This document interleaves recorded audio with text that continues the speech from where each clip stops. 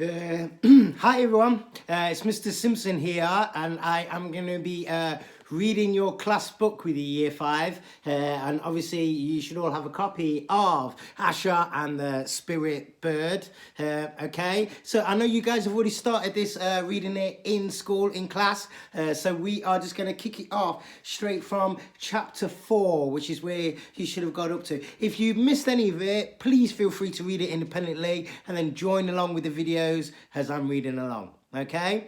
So we're going to get straight into it today. I'm going to try and get through chapter 4 and chapter 5, just so we can get a really good start on this book, okay? All right, here we go. She finds me in the garden. All the anger has fled from my body, and I feel drained. She brings me close to her, and I bury my head into her shoulder. I'm sorry about all of this, Asher. She wipes the tears from my face. But we have to do something. She leads me back inside, and we stand beside the shrine. Let's light another diva, shall we? Ma, I whisper, feeling more tired than ever. Can you tell me the story of when I was born? I need to chase away the memories of Mina and the men invading our home. But you've heard it so many times before. She's smiling, though. She loves this story as much as I do. Please, Ma, I say, pulling her on to the bench beside me. Well, okay, she begins. The big Diwali celebration, the Festival of Lights, was approaching. My ma, your Nani Ji, came to visit from her village in the far-off mountains, and everyone lit their diva, acting out the story of Prince Rama and his wife Princess Sita on their return home after being banished by the king, just like every year. Her face brightens. Your papa was so attentive. We were very excited. Then, out of the blue, there was the most spectacular thunderstorm. Ma unplaits my hair as she speaks.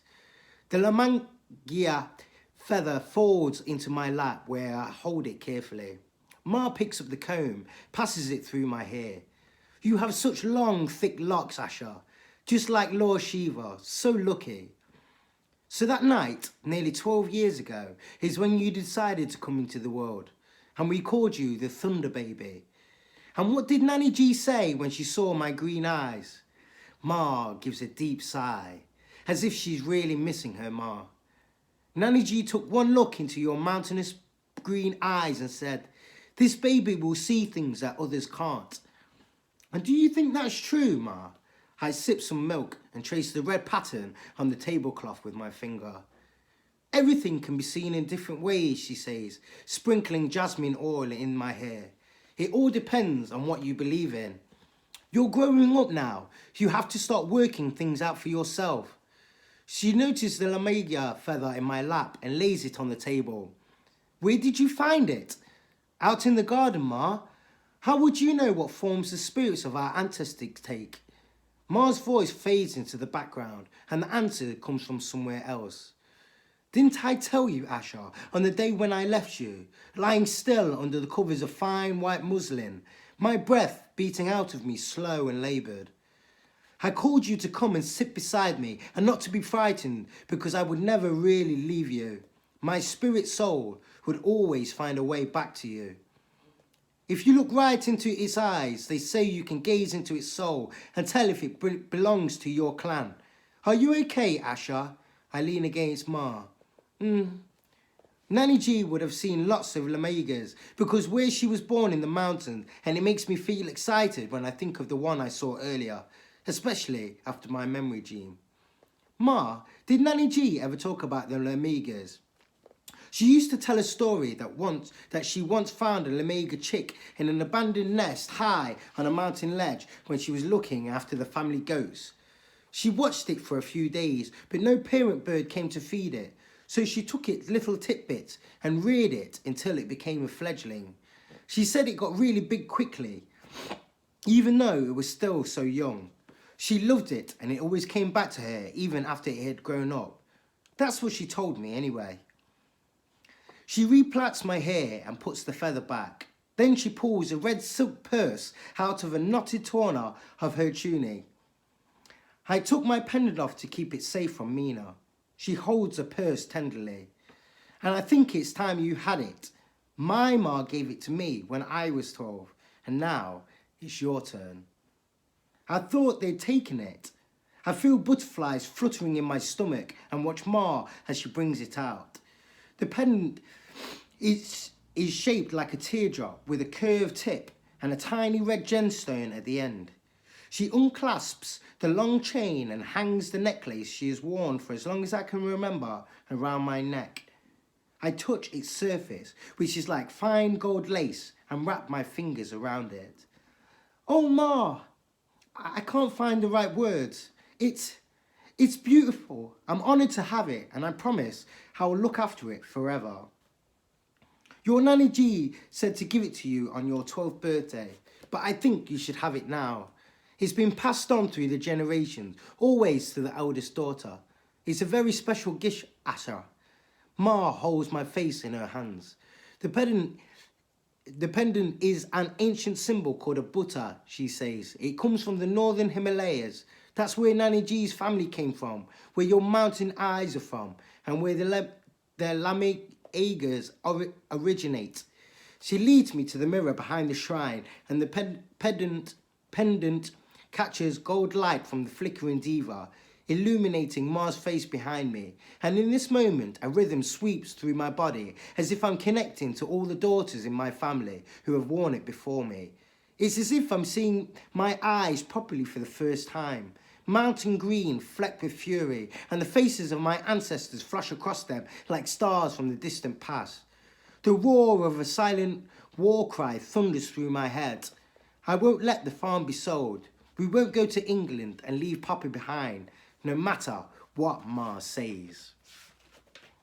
Okay, guys, that was chapter 4, and here we go straight into chapter 5, okay?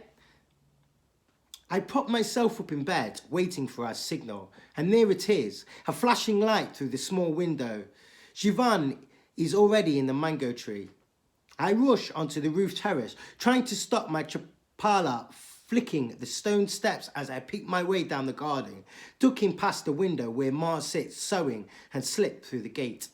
I hurry away from the house, the velvet night filled with the haunting calls of the owls on the hunt. I reach our big rock at last, sprint past it towards the mango tree, filled with the promise of a plan. I throw off my chapala at the base of the tree and slop my bare foot onto the first worn hold. Pushing through the rain-drenched leaves, I balance myself on the branch next to Jivan. What am I going to do? I blurt out straight away, my words strangled. I tell him everything that passed between me and Ma, and in a rush of words, and by the time I'm finished, I'm nearly in tears. And she said, if we don't hear from him by Diwali, we're going to go to England. Jivan touches the limaga feather. What's this in your hair? Oh, for some reason, the observation calms me down. It's nothing, just a feather I like the look of. I don't tell him what happened in the garden earlier, that I hope the Lamega is the spirit of my Nanny G, in case it breaks the spell I feel every time I think of her. He might say spirits can't exist. He might ask me, how can you prove it? And I know I can't. Jivan, what do you think's happened to Papa? I revisit all the possibilities I'd imagined over and over again. There must be a reason why he hasn't written. I force myself to say the words I haven't dared to speak, as if saying them aloud will release some demon's wrath and make them come true. Do you think he's forgotten us? My heart speeds up at the final words. No, don't say that. Your Papa isn't like them.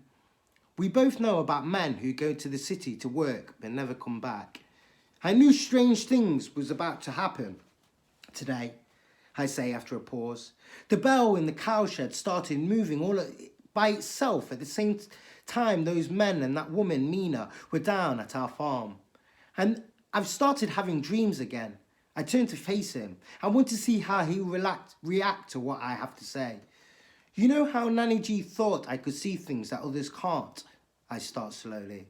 Well, last night I dreamt I was walking through the high Himalayas. It was so cold and snowy, and I met an old woman. She let me warm myself by her fire. I looked down at my palms. She said I had a message in my lines. I watch Jivan's face closely before the moon disappears behind a cloud and we're pitched into darkness. But when he speaks again, I can see that he's not taking me seriously at all. It's just a dream, Asha, he laughs. All sorts of weird things happen in dreams. Do you think I'm making it up? My cheeks shimmer with hot indignation. Calm down. You never believe me. It's just, I can't see things with my actual eyes, can I? Anyway, the really important thing now is that we find out about your papa. The moon re-emerges, casting shadowy leaf patterns over Jivan's arms, and for the first time I notice they've suddenly got as hairy as the boys in the upper school. Look, Ma gave me Nanny G's pendant today, I say, pulling it out to show him. She says it was a special gift. Your Ma must really trust you. He examines it closely and his voice softens. Maybe only someone special can wear such a gift. I'm glad the moon is half hidden behind the clouds so Jivan can't see me blushing. After a few moments, he speaks again. Maybe you're right. Maybe your dreams are guiding you in some way.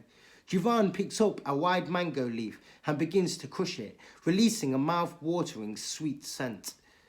Even if it's just your instinct, a kind of psychology. Do you think so? I stare up at the sky through the leaves. What do you think? Asked Jivan. I try to order my jumbled thoughts. Ma says that now I'm nearly 12, I have to start working things out for myself. I think the dreams are guiding me. But towards what? I need to focus. A hushed silence falls inside the mango tree, whilst we both think the soft raindrops soothing my racing mind. Eventually, Jivan speaks. Do you know the lonely house at the furthest end of the village? A chill makes the hairs on my eyes stand up. The witch's house. Jivan nods. Well, what if your dream is telling you to go and get your palm read? She can definitely do that. I'm surprised at Jivan's suggestion. I thought he'd say palm reading is a load of nonsense. We climb down from the tree and start trekking up the mountain, taking the long way round to the furthest end of the village, and then even further, where there's only one house for miles, and it's hers. The hot autumn wind catches at our ankle, as if it's egging us on, tearing at the leaves in the tree. I can't help imagining some wild things stalking our footsteps. I don't know about this. People say she spread curses at night. My voice is quiet. It's just superstition, Asha. Then why are we going? I whisper. He doesn't reply. Remember that boy Amir in the year above us? I say, too jittery to look behind. He said she digs up dead babies' skulls and uses them to conjure up their spirits. He was only trying to scare you, says Jivan. They're just story, that's all. I press myself closer to Jivan as we skirt the edge of the mountain, following the moon. Then cross my fingers behind my back as the house looms closer and we begin to drop down the hill. I push the gate hesitantly, expecting it to be locked, but it swings open with a loud creak to reveal a tumble-down house with the straggly roof of twigs strapped to its beams. It's tucked into the far corner of a cavernous yard full of eerie black moon shadows. Her torch makes a halo of light behind us, and we step cautiously towards it, my mouth dry and my stomach churning. I can't believe I'm standing in front of this crumbling wooden door. It's like papery bone, bleached silvery white by the sun and rain. Do you want to go back home? I ask, willing him to say yes this time. We can still sprint to the gate, it's not too late. Let's get it over with. He speaks quickly, his voice shaking. Let's hope we find the answers you're looking for. Was it right to come here knowing that this place might hold dangers? A gust of wind billows behind us and a sudden clatter makes me look up towards the doorway. Beaks! They're strung together through the breath holes and suspend from a hook hammered into a stone at a clove. Dangling by a thin weathered rope is a skull, brimming with a powdery greyish ash that floats onto the ground in front of us. Let's knock, he says, before we change our minds. I do it, I say, swallowing fear and stepping up to the door. Use this. Jivan picks up a large stone, in case the witch has put invisible poison on the door. I take the stone and bang loudly. The dull thud echoes into the dark night, crackling the silence of the yard. But nobody comes. We wait. My heart's thumping in my chest. Just when we think no one coming, the door flies open and we both leap back in horror.